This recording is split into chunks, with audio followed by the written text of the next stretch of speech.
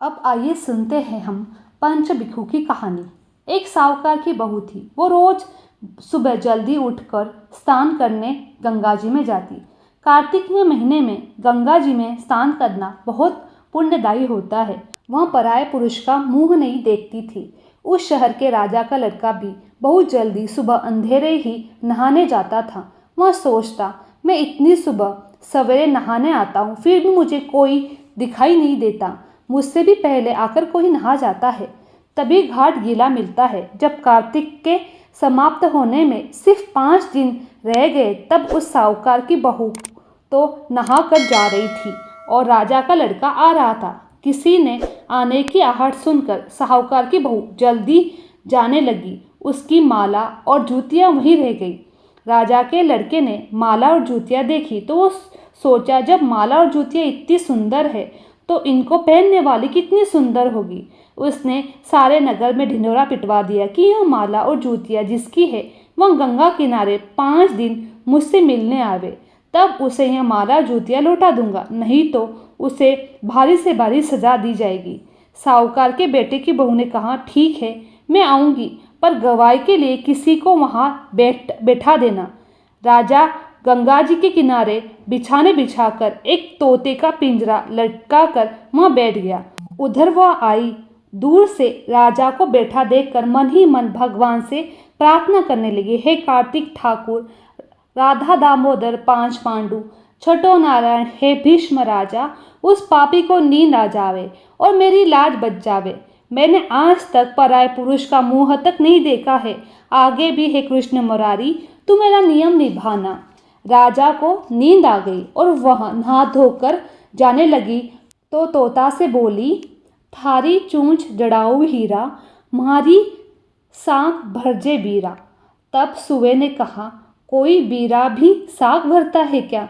साख तो देवर या जेठूता भरता है। तब साहूकार के बेटे की बहू ने कहा, देवर साख भरे जो काई, हार जड़ाऊ थारे ताई। सुआ बोला, अच्छा भाभी, मैं साख भरूंगा। इधर वो गई। उधर राजा की नींद खुली। वह हड़बड़ाकर उठा और तोते से पूछा, हे पंछी, बता, वह आई थी क्या? और आई थी तो कैसी थी? तोते ने कहा, हे राजा, तुम तो सो गए थे। वह आई थी और उसके बेजाड़ रूप और लावण्य का वर्णन तो कोई कर ही नहीं सकता। उसकी अथाह सुंदरता बताता हूँ। आभा की सी बिजली, सूरज की सी किरण, केला की सी कामनी, गुलाब को सो रंग। राजा ने कहा, सुआ, तू ठीक कह रहा है, मैं सो गया, कल अंगुली चीर कर बैठ जाऊंगा। दूसरे दिन राजा अंगुली चीर कर बैठ गया।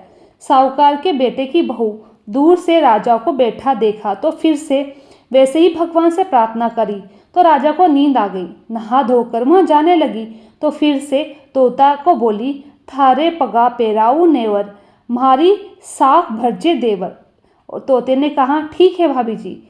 राजा ने उठते ही फिर उसी प्रकार पूछा। सुए ने भी उसी प्रकार जवाब दे दिया। तीसरे दिन राजा आँख में मिर्ची डालकर बैठ गया। सोचा, आज जरूर जागता रहूंगा, किंतु साहूकार के बेटे की बहू के सत की रक्षा कृष्ण मुरारी कार्तिक ठाकुर स्वयं कर रहे थे।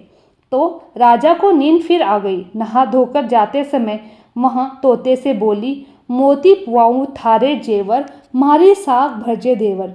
तोते ने फिर हा भर ली। राजा जब जगा तो सोचने लगा कि कल सूलों को बिछा कर उस पर सोऊंगा, देखता हूँ कैसे नींद आती है।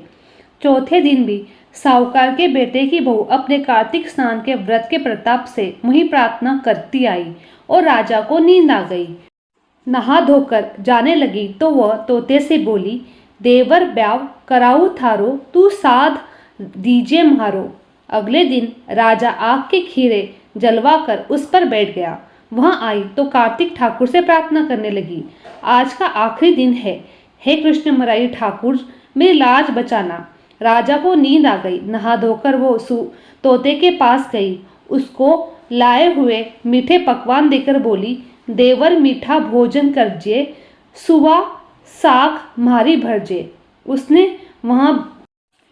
उसने यह भी कहा कि राजा को कह देना, मेरे 5 दिन पूरे हो गए। अब मेरी माला और मोचरी मुझे घर भेजना, नहीं तो वो उसके मन का पाप उसके शरीर पर फूट पड़ेगा।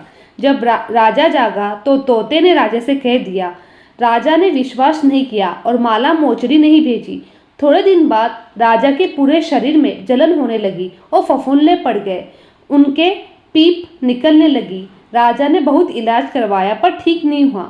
तब ओझा गुणियों से पूछा। उन्होंने बताया कि किसी सती का शाप लगा है, उसके नहाए हुए जल से नहाओ और उसके प्रति आपके मन में पाप आया है उसको मिटाने के लिए उसको धर्म की बहन बनाओ और जो उसकी चीज़ें आपके पास है वो उसको पहुंचा दो। आपका यह रोग मिट सकता है। राजा माला मोचरी जूते लेकर साहूकार के घर गया और उससे कहने लगा, ये तेरे बेटे बहू की चीज़ें हैं जिन्हें वह गंगा के घाट पर भूल के आई थी, उसे दे दो और उसे कहना मैंने उसे धर्म की बहन मान लिया है। और यह भी कहना कि उसके नहाए हुए जल से वह मुझे नहला देवे ताकि मेरी यह बीमारी ठीक हो जाए। साहूकार के बेटे की बहू ने सुन लिया और कहाँ भेजा कि मैं पराये पुरुष का मुंह नहीं देखती, मैं छत पर नहा लेती हूँ, नाले के नीचे बैठ जाओ। राजा ने ऐसा ही किया जिससे उसकी बीमारी ठीक हो गई। हे पंच भिक्षु देवता, हे कार्तिक ठाकुर, उसका सत रखा वैसे सबका रखना, कथा कहने वाले को सुनने वाले को सब परिवार को रखना। बोलो कार्तिक मास की जय, कृष्ण भगवान की जय, ठाकुर जी की जय, पंच भिक्षु की देवता की जय।